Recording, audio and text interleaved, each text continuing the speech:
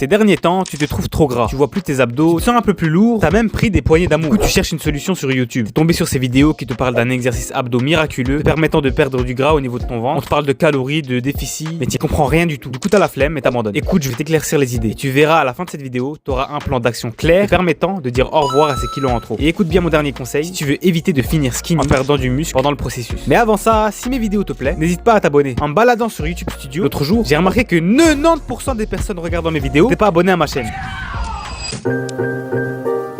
Déjà, pour commencer, une calorie, c'est juste la quantité d'énergie qu'un aliment va apporter à ton corps. Cette énergie va approvisionner ton corps, du moins jusqu'à une certaine quantité. En gros, tous les jours, ton corps consomme une quantité de calories et donc d'énergie variant en fonction de ton poids, ta taille, ton âge, ton sexe, etc. Par exemple, un homme de 20 ans faisant 80 kg dépensera plus de calories au repos qu'une mère de famille de 42 ans pesant 50 kg. Ce nombre de calories est appelé métabolisme de base et c'est donc ce que ton corps consomme tous les jours. À ça va s'ajouter ton niveau d'activité physique quotidien. En gros, l'intensité de tes entraînements, etc. Le spectre varie de sédentaire, tu bouges pas de la journée, à très actif si tu fais énormément d'activité physique. En additionnant ton métabolisme de base et les calories dépensées par l'exercice quotidien, tu vas obtenir une valeur. Tu vas à tout prix chercher à ne pas la dépasser. Par exemple, admettons que ton métabolisme de base soit 2000 calories. Si tu manges 1800 calories, ton corps va brûler de la graisse et ou du muscle si tu fais les erreurs que je citerai plus tard, étant donné que tu consommes moins que ce que tu dépenses. Mais si tu consommes 2500 calories, à ce moment-là, tu gagneras un peu de graisse au fur et à mesure du temps. C'est bien beau tout ça, mais je sais pas c'est quoi mon métabolisme de base, moi. Et comment tu veux que je sache combien de calories je dépense pendant mes activités? C'est vraiment bête, Zézé, t'as cru on était des machines, connard. T'arrêter tout de suite, je suis un nerveux. Donc là, à tout moment, ça part.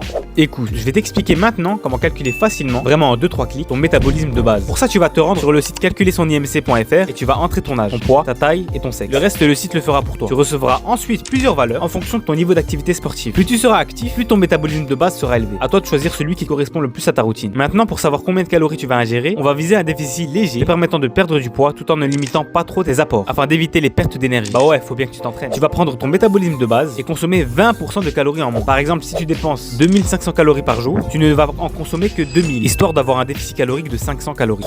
Nice. Tu vas suivre ce schéma pendant 2 semaines. Si tu remarques que tu as perdu du poids, alors c'est parfait, continue comme ça. Sinon, ça veut dire que soit tu as surestimé ton niveau d'activité, soit tu as consommé trop de calories. Dans ce cas, diminue encore tes calories de 5 à 10%.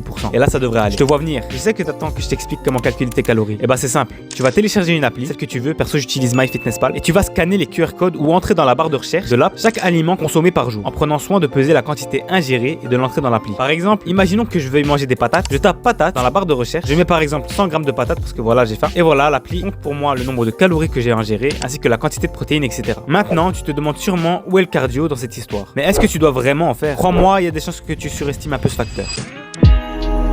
T'as sûrement en tête que pour perdre du gras, tu dois te sécher au cardio, courir tous les jours, etc. Mais si t'as suivi la vidéo jusqu'à maintenant, t'as compris que la perte de gras se résume tout simplement à manger moins de calories que tu en consommes. Si t'es vraiment un flemmard, tu peux très bien sécher sans faire un exercice de cardio en te contentant de manger moins de calories que ton corps en dépense au repos. Mais bon, ici on est là pour tenir sur la durée. Si tu veux avoir un déficit plus large, je te conseille quand même d'inclure du cardio, mais pas comme tu le penses. Écoute, il y a un moyen très simple d'augmenter sa dépense énergétique journalière sans devoir suer et taper 1 heure de jogging tous les jours. Cette solution, c'est de faire plus de pas. Quoi? Là t'es déçu, mais crois-moi, c'est la meilleure chose que tu puisses faire. Des études que je te mets en description ont montré que 8000 à 10 000 pas par jour était la quantité idéale pour perdre du gras sur le long terme. Tu peux par exemple éviter les transports en commun, la voiture ou tout simplement mettre tes écouteurs et marcher une 50aine de minutes à la fin de ta journée. Là c'est presque parfait. À partir de maintenant, branche ton cerveau parce qu'on va voir comment faire pour éviter la perte de muscle durant la sèche.